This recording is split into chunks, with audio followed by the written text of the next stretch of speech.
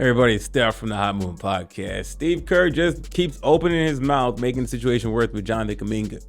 But it really doesn't matter what he says because Jonathan Kuminga is already gone. Okay, so maybe he's opening his mouth, feeling free to talk like this. Okay, but I've been losing a lot of respect for Steve Kerr. I felt like I was on an island, maybe a few other people, of supporting Steve Kerr benching Jason Tatum during the Olympics. Okay, I mean, there was just so much talent on that team. I get it. Why couldn't you find a spot to put, Jason Tatum in? Okay, you put him in later on after the noise was loud. Probably felt pressure to do so.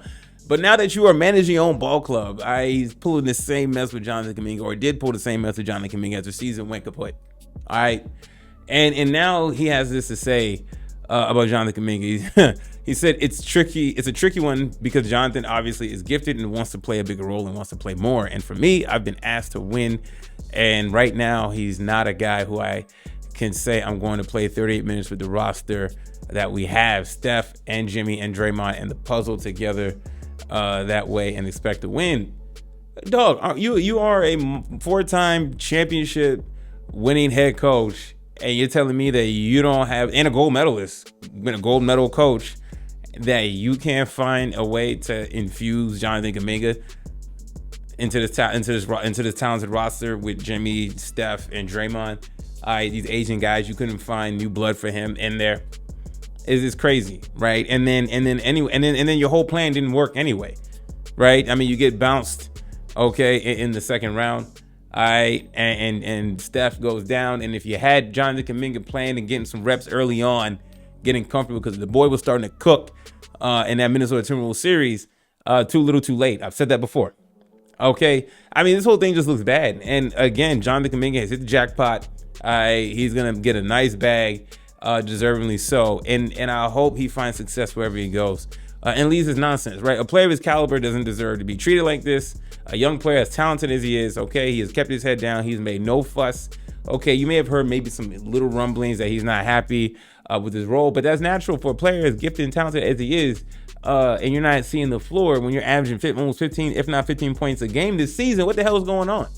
You know what I'm saying? And for Steve Kerr, like, man, your whole winning legacy as a coach is tied to Steph Curry. And you saw when you didn't have Steph Curry, you didn't win anything. All right. So, all this, well, we didn't want to be able to fit him in with 38 minutes. You didn't have Steph. Okay. And if you've been smart developing this guy, right, to fill the role of a scoring prowess, not like Steph, but in a different package, it probably would have came useful, right? If Jonathan Kuminga had the confidence instilled in him to take charge, but no, they want to hang on to old guys, all right, and then you want to bring on Jimmy Butler, okay, and then you saw how he collapsed and choked down the stretch in that Minnesota Timberwolves series, while Jonathan Kuminga was trying to carry the load and did a good job as best he could. Just bad, right? And this makes the front office look stupid because you didn't get a trade pack. If you were gonna do this to him, you should have just traded him. Okay, it seemed like there's confusion with the front office and what their plans were for Jonathan Kuminga, or them trying to sandbag his money. Okay, and see if he'll be a cheaper player to re-sign back or for a cheaper extension, right? But you shoot yourself in the foot because you actually had to play him, and then he ends up outplaying. He ends up doing very well. Okay, and then also, I mean, I hear a lot of people actually defend Steve Kerr in this particular situation about Jonathan Kuminga, how he's bad on defense and yada yada. I'm like, what? What are y'all talking about, man? From the eye test standpoint, the talent is clear. It's raw. It can still be honed and developed and sharpened even better. And for him to be a great two-way player, So I'm the only guy in support of Jonathan Kuminga. I guess Jonathan Kuminga has been so bad for the Warriors that he didn't deserve any playing time at 22 years old. I guess what he's shown and put together on tape ain't enough for Steve Kerr.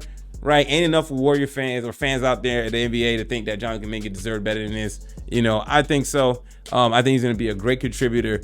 And they misplayed their hand with Jonathan Kuminga. Honestly, they talk about, we need help, all this stuff. But you got a guy, that you're developing and could fill a massive role. You don't know what he could be. Right, franchise organizations dream of having a player of his caliber that they continue to develop and grow. But no minutes for this guy. Right, we couldn't find a way to fit him in. Man, Steve Kerr can miss you that, man. Not a good coach in my opinion anymore. I'm off Steve Kerr, man. Overrated. I was saving to back off of him, but you know what? The way he's handled Jonathan Kuminga, I'm out on him. That's right. So you know what? Wishing Jonathan Kuminga the best. Make all the money you can, young brother. You played well. You kept your head down. Didn't make a fuss about it. And now Steve Kerr is open. Steve Kerr is doing all the work for you, right? The more he's talking about it, you're increasing his value, not diminishing it, which is weird. And I'm surprised he even had to say anything about it. Even if he was asked a question, you know what I'm saying? Like, to go into this detail, knowing that he's already gonna be gone, is absolutely crazy to me. Y'all let me know what y'all think about this, man. Thanks for watching. Please like, subscribe. I'm out.